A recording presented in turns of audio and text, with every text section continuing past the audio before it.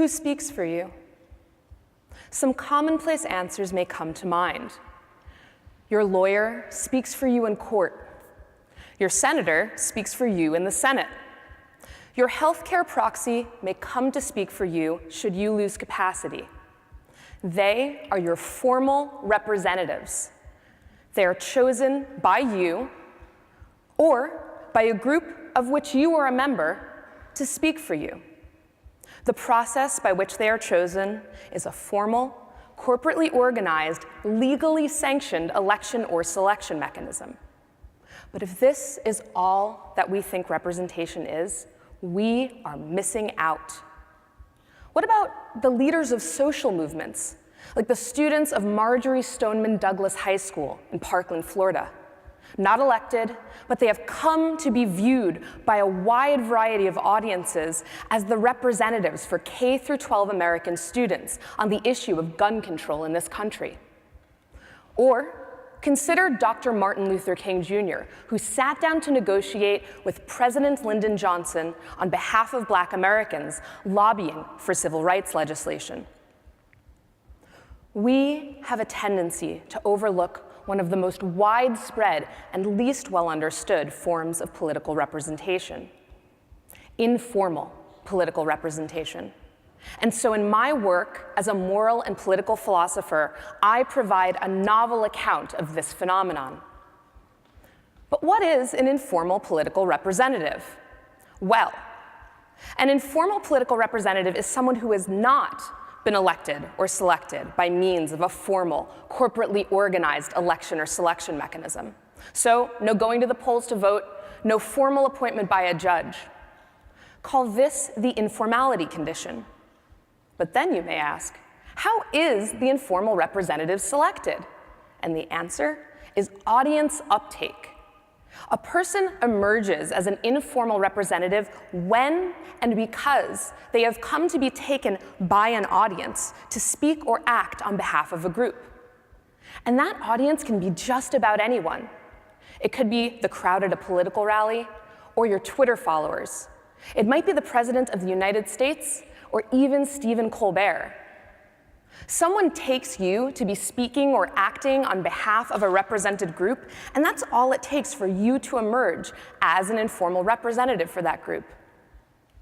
And because it is the audience who, in effect, chooses our informal representatives, we can end up with informal representatives we would not choose but cannot shake.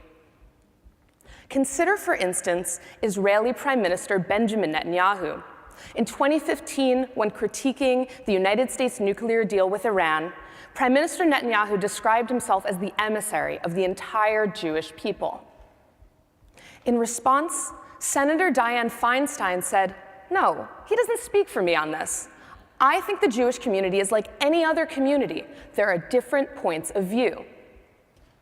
So too, might a representative feel that they are stuck with us. Think of Ta-Nehisi Coates, who has lamented his emergence into the position of informal representative for Black Americans. There is, he says, an unfortunate tradition in this dialogue of quote-unquote race relations in this country, where people are selected at various moments to be spokespeople for what is right now a community of 40 million people. He continues, "Obviously, I write, and I write for the public, and I want my thoughts considered. I want my writing considered. But I didn't ask for a crown." Though sometimes disconcerting for those who find themselves thrust into the position of informal political representative, informal representation can be crucial for many, particularly the members of marginalized and oppressed groups whose voices may go unheard in more traditional political fora. Informal political representation can change the very course and structure of our lives. An informal representative is often uniquely situated to bring visibility to a marginalized or oppressed group, to make demands on behalf of that group to the government, say. But an informal representative can also be uniquely situated to harm or even wrong the members of a represented group, as they have outsized power to influence how a broader public views the members of that group and its values, interests, preferences, and desires. And so there is a tension at the very heart of informal political representation. There is, on the one hand, a need, sometimes desperate for this representation, and on the other hand, there can be a danger built into the practice, unmoored as it is from the more traditional protections available in those formal contexts. And so, in the absence of these traditional authorization and accountability mechanisms, we are in need of an account of the ethics of informal political representation. And that is precisely what I offer. When a person emerges as an informal political representative for a marginalized or oppressed group, that representative has a responsibility to promote conditions of social equality for the members of that group. Now, this requirement has two aspects: democracy within and justice without. The democracy within duties are the duties that the representative has in their immediate relationship to the represented group. The representative is responsible to forge a democratic relationship with the members of that group by promoting certain basic rights and interpersonal commitments in that relationship. The representative should, among other things, treat the represented as their equals, respect the represented, not suppress dissent from the represented, and be transparent with the represented. So too, does the representative have justice without duties. Now, these are the duties that concern how the representative ought to comport themselves when they are standing before an audience, speaking on behalf of the represented group. Now, if the foregoing strikes you as intuitively plausible or even obvious, all the better. Our aim in constructing a moral theory is not to shock or surprise, though a theory may in fact shock or surprise you.